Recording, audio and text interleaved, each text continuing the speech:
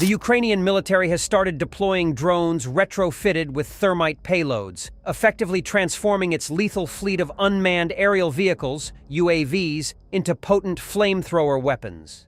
Footage shared by Ukraine's 108th Separate Territorial Defense Brigade shows these drones releasing streams of molten thermite over enemy positions, resulting in large plumes of smoke billowing from the impact zones.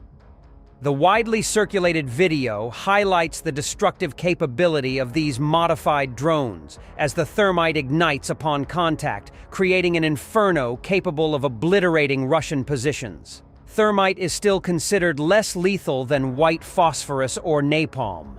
Although the specific drone model is unclear, war bloggers suggest that footage from the drone's point of view points to it being one of the larger FPVs.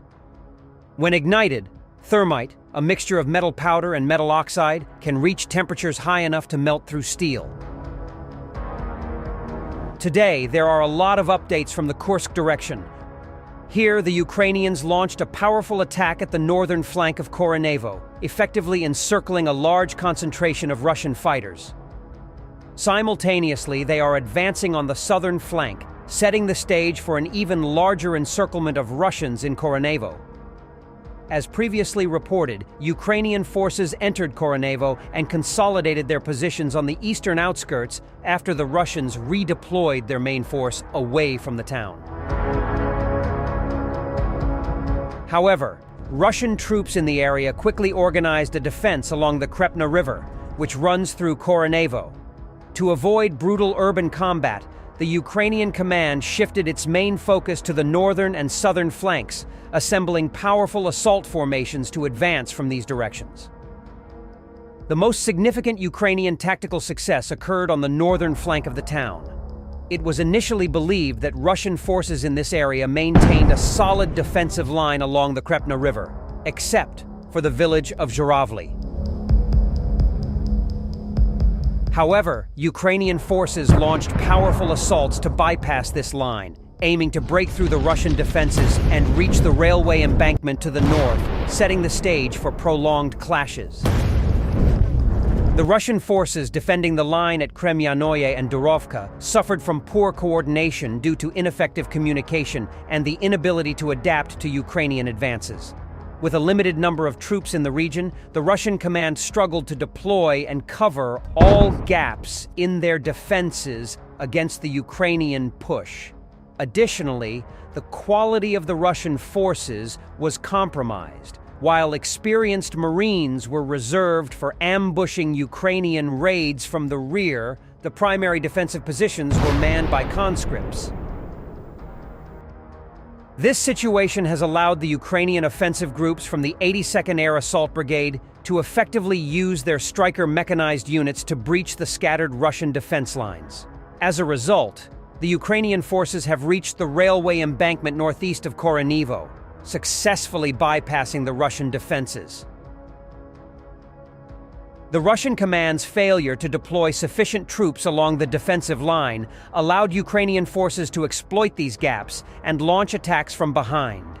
This situation left the Russian forces with all escape routes under the control of Ukrainian assault groups. An updated map provided by Ukrainian Commander-in-Chief Syrskyi indicated that the Russians still control the towns of Kremyanoye and Durovka. This means that Ukrainian forces now hold positions all around them, effectively placing the Russian troops in a state of complete encirclement.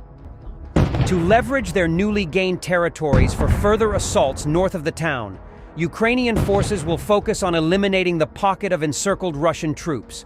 While the encirclement almost guarantees the elimination of these forces, it will extend the clashes, as the Russians have no option for withdrawal. Consequently, the encircled Russian troops are likely to surrender once they exhaust their ammunition and are no longer able to continue the fight. The fall of the Durovka-Kremyanoye pocket would allow Ukrainian forces to advance on the northern part of Korenevo. Capturing this northern section would sever the Korenevo-Rilsk highway, completing the encirclement of the Russian garrison in the town and paving the way for its eventual takeover. Simultaneously, Ukrainian forces have continued their advance south of Korenevo. Elements of the Ukrainian 36th Marine Brigade are working to expand the southern flank to secure it for a main assault on Koronevo from the south.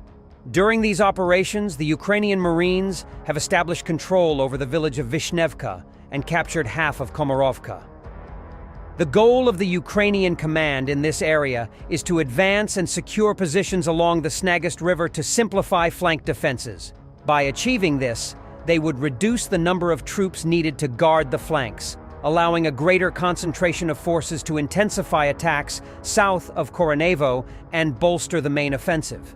The main factor contributing to the success of the Ukrainian Marines in the area is their opposition to the Russian 155th Marine Brigade. This unit is notorious for one of the largest Russian failures during the Battle of Vuhledar, suffering such severe losses that it now primarily consists of newly mobilized personnel.